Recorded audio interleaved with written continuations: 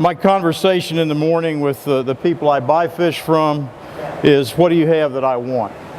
Not do you have this, do you have that? Because they have all those things. You know, they're going to pull them out of the freezer, or and really and truly, the nature of the seafood business is kind of buyer beware.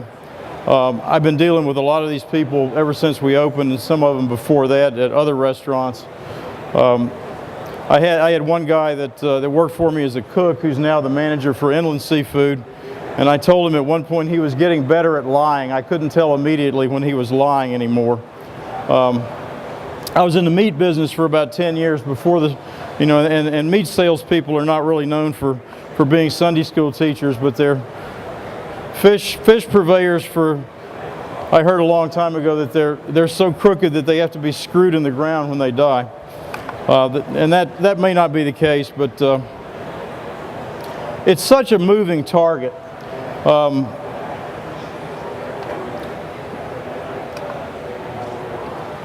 So I never really know from one day to the next what is going to be on the menu. You know, as long as it's really a rolling 25 or 30% that changes. I mean, as long as snapper's nice, I'm going to have that. As long as grouper's nice, it just I buy what's on the market. About 70% of my seafood comes from the Gulf of Mexico.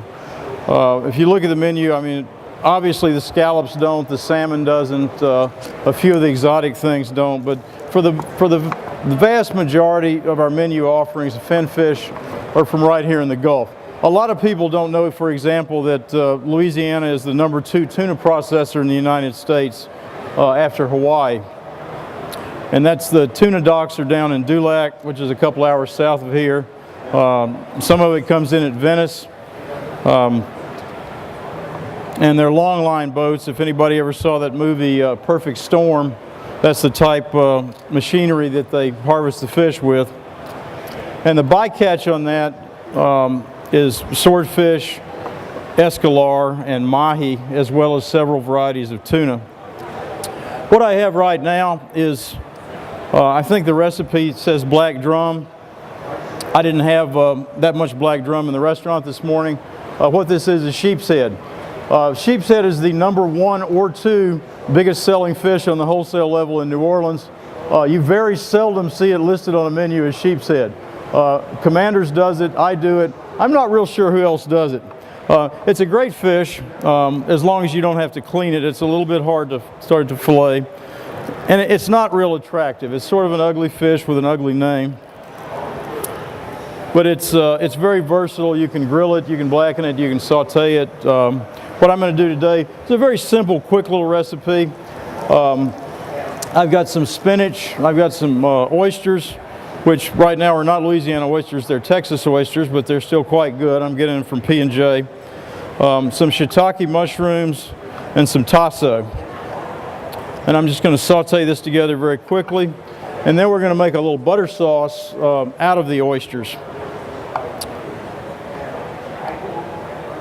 Sometimes I use country ham for this. Country ham is not really a Louisiana thing.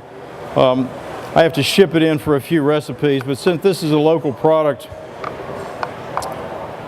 it works quite well with it. It is kind of spicy, so you have to be a little bit careful about the amount you add. This particular brand is Poche's. I like their boudin and their andouille and their... So I got my ingredients here. I've got spinach, I've got oysters, I've got diced ham, and I've got shiitakes. I've already seasoned my my sheep's head. I'm going to dust that in a little bit of flour. Not really bread it, it just helps it pick up a little bit of color. This recipe would be good with absolutely any local fish, any white fish, trout, redfish, drum. Also be good with catfish. It's pretty much good with anything. You could also add some crab meat to this. You could add some shrimp.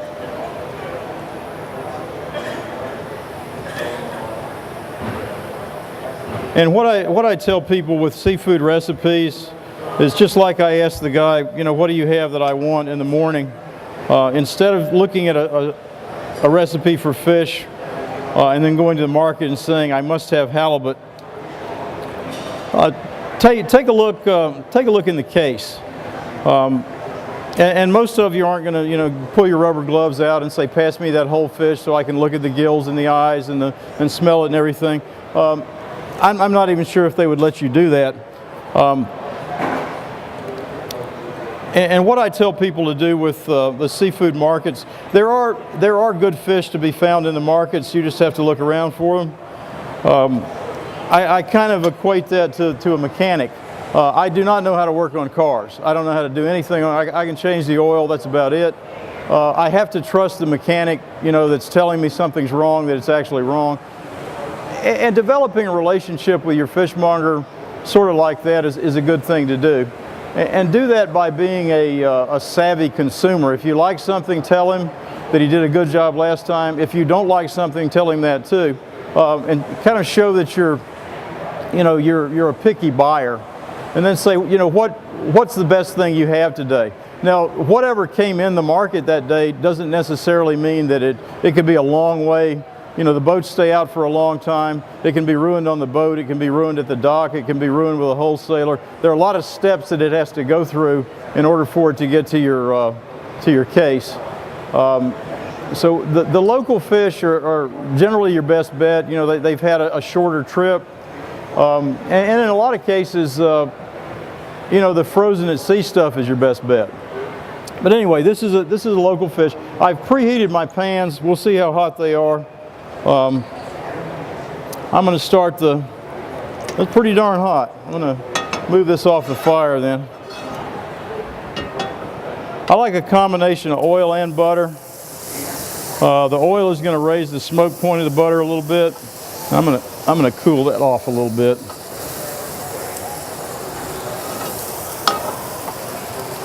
Any type mushroom you like would be good in here too. It doesn't really have to be shiitakes.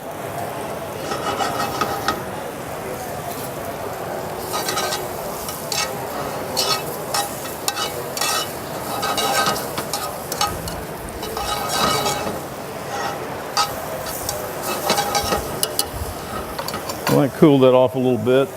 Let's see if this is...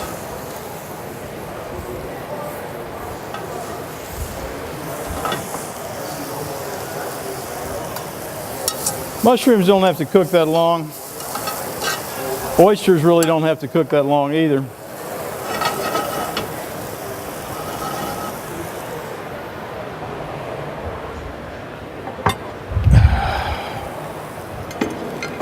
What I'm going to do is kind of demonstrate what I always tell people to do, is before your fish goes in the pan, have the rest of your garnish already ready, because overcooking of the fish is the worst thing you can do.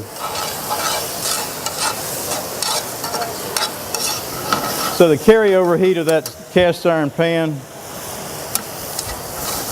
going to pretty much cook those oysters.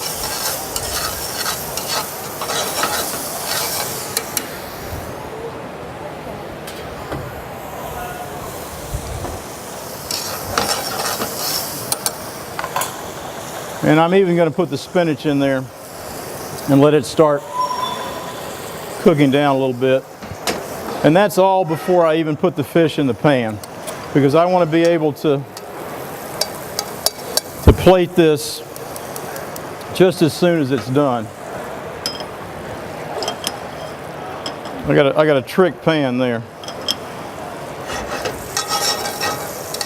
And the combination of butter and oil, I can also kind of tell how hot the skillet is too, so that's helpful. I got too many knobs up here, they're confusing. So I floured the fish. I'm going to go ahead and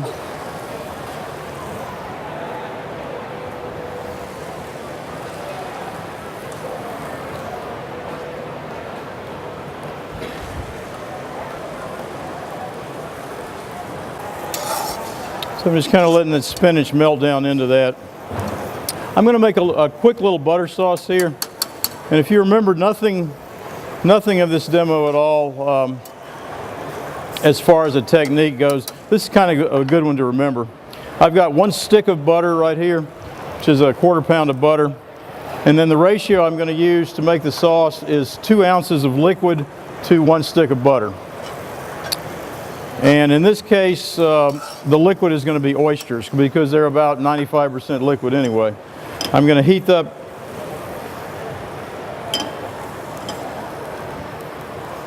about 2 ounces of oysters here.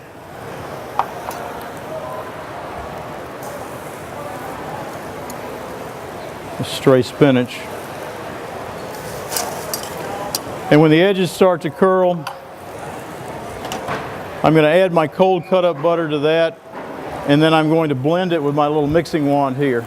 I've got one at work that's about the size of an outboard motor, but if you don't have one of these at home, a regular stand blender works well. Just remember that never close the top of the blender up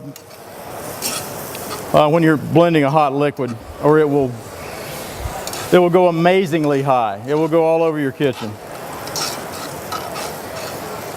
Okay, so you see my garnish, it's just about done there. A little bit of salt before I even turn my fish. So I can take that off the fire. I don't know if you can see in that little pot or not. Once I get a color on one side of this,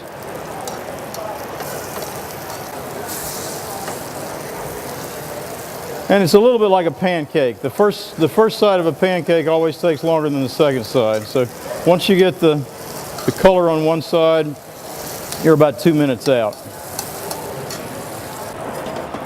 Okay, now my oysters are curling there, so I'm gonna put my stick of butter in.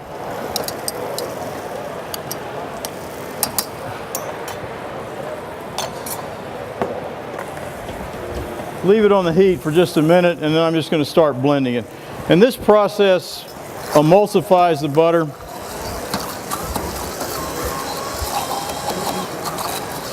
And chemically what you're doing is sort of turning butter back into cream. But it makes a nice creamy sauce, and you can imagine that it tastes pretty good since it's nothing but butter and oysters. This is a stable sauce as long as you keep it warm. So if I was making this a little bit ahead of time, I would put it in a little bit of a water bath. This is something like we serve the dish in the restaurant. We got all the components: the spinach, shiitakes, oysters, tasso, oyster butter, and we just put the right tool for the job here. And put a piece of fish right on top.